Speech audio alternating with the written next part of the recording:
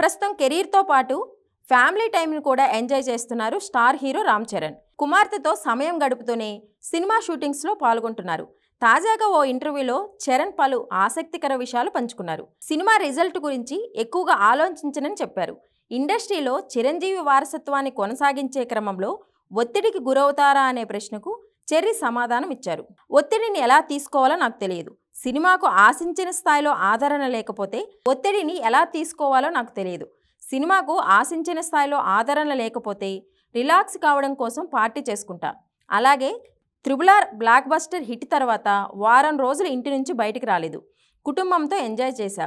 వారసత్వం గురించి ఎక్కువగా ఆలోచించను. ప్రస్తుతం ఏం జరుగుతుందో దానిపైనే దృష్టి పెడతా. అదే నాకు ముఖ్యం.